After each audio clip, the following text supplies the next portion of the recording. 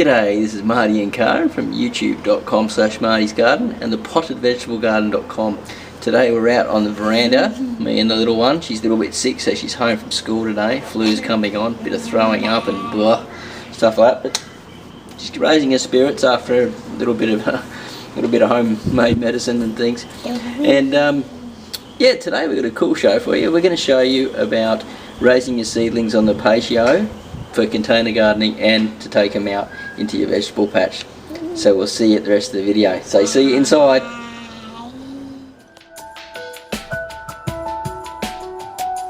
So we're outside on my patio garden here, and I've got some tomatoes that are in new containers. They've come out of small seedling trays, and they're a couple of weeks old. I've used a quality potting mix, and I've got some marigolds also. They're going to be going into the outer garden later because they're great. You can eat the flowers off those, and also they're great for the beneficial insects and keeping away nematodes. Now this is the size of pot that I like to, if you just see the size of my hand here, it's probably about 1.5, or it's hard to get on the film, about 1.5 hands deep. And this is a good size container for a tomato. I've planted a basil plant in here and a parsley at the back, so the parsley will get shaded eventually by the tomato plant, and the basil will come up and share part of that, which will get picked all the time, so it won't take up too much space. I'm using these big trays here that well, there's a type of container, they've got wheels on them to catch the water, and I can use them in different ways to mix soil and put plants in, mini greenhouses, all that type of stuff. So they're a great little investment to help for you to start out your garden, for your container garden. And we've got a little plane coming across, so I'm just going to show you some more of the garden.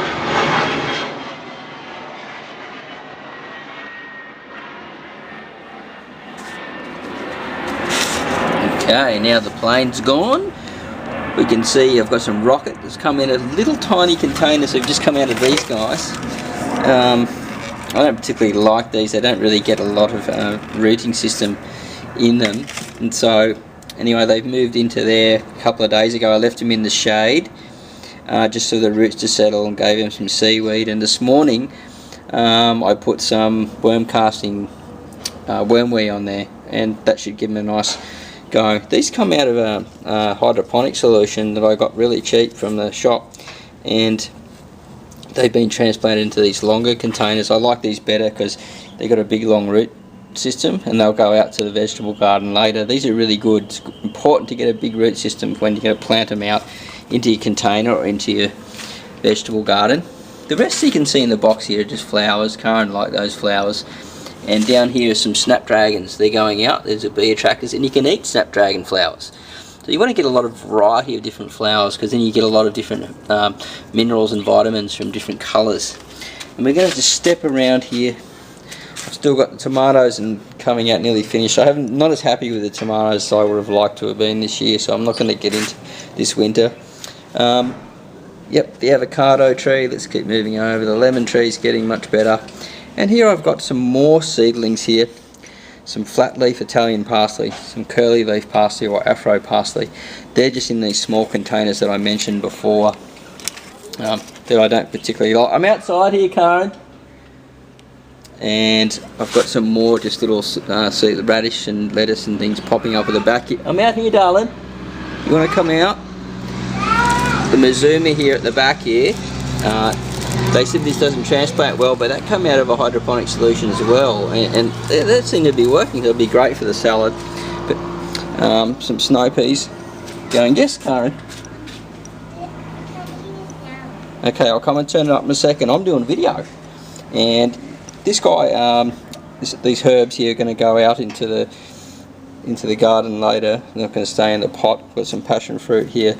That's going to go out into the large garden as well, and that's just a seedling, but you can buy grafted, which apparently has a better rooting system, and I'm not too sure about the reason that is. And then we've got down here something very interesting, if we can see it. I've got it hiding in the sun here for the moment because I'm trying to shoot it, but you can eat the little leaves off these guys, these little jade plants, or portulaca or portulacea or something like that, and they're apparently chocker full of vitamins and minerals and things. So that's a new one that I'm going to go over with you later. That's just striking from a cutting. There's some mint here as well, and This is a type of spearmint or a choc mint. If we come down here, I've taken a couple of cuttings, only one survived, but I've put it in the shade here and it seems to be going good. I should have come out with a little spray bottle and gave it a spray every 2 or 3 hours, but it doesn't mind this shade here, and I've got a little plastic recycled container holding the water because it needs a lot of moisture, and that'll grow out there and spread and make a new pot. Then the other one will go out into the vegetable garden. We've got some thyme here. The reason I put the thyme underneath the tree is so the water will soak through into that pot and then just go through, and this will be the same. I'll take some cuttings off this and keep some up here, and then take the rest down to the vegetable garden for this is great for the bees and for the insects. So that's pretty much it for the seedlings and raising the seedlings in my potted vegetable garden. What I do recommend though is that you I always find something else to talk about when I'm just about to finish. Get yourself one of these big trays. You can see it here for mixing. I'll just get it out here a bit better. It's for mixing your seed raising mix up and your potting mixes and things. And if we look at this, I've used a milk container here and I've just cut it out of the top and used the handle, and I can scoop like that and then fill my pot up with, and that's a great way to recycle it. I've got 2 different sizes. I've got a big one and a smaller one, and that's a great little tip for you. If you want to start your seedlings early in the season and get a good go on them, get it in a nice position out of the wind where it gets a lot of sun, and you can get yourself a mini greenhouse. Now this one doesn't have any cover on it because I get plenty of warmth here. I just use it for the shelving and found that I didn't need it.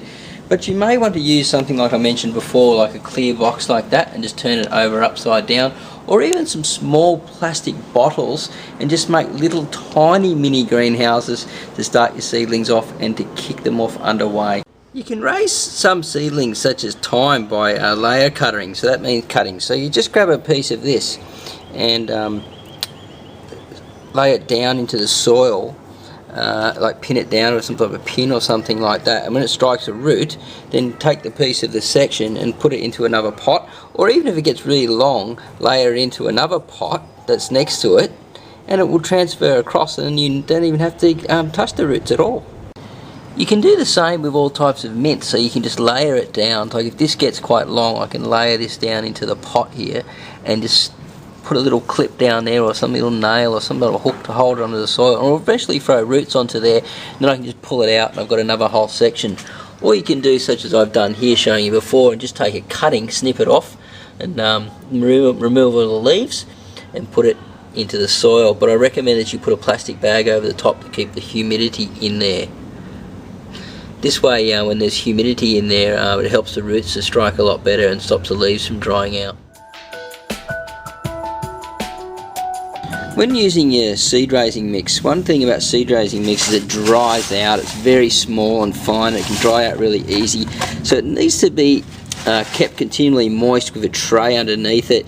And look, if it's really dry, such as this is, you need to soak it for a couple of days to even get the water through. So put a tray underneath, leave it for 2 or 3 days, and then come back and then put your seed into it, because otherwise you'll just be fighting an endless battle to try and get this stuff dry. So think ahead, or always try and get it moist before you plant into it or sow your seed into it. So there you have it. I hope you got some cool tips out of that for getting your container vegetable garden underway, to plant out into your garden or to get those seedlings into more containers. Now there's heaps of videos out there that show you all these different little things that all seem to be similar. That's why I wanted to show you something that's just a little bit different. And we're going to be planting a lot of these seedlings out into the vegetable garden. So if you're just new to coming along here and you haven't seen this before, subscribe up above, click the like button down below, and come and watch the rest of the show, because we're going to teach you more about container gardening on the Patio and vegetable gardening out in the backyard. We'll see you there. Bye.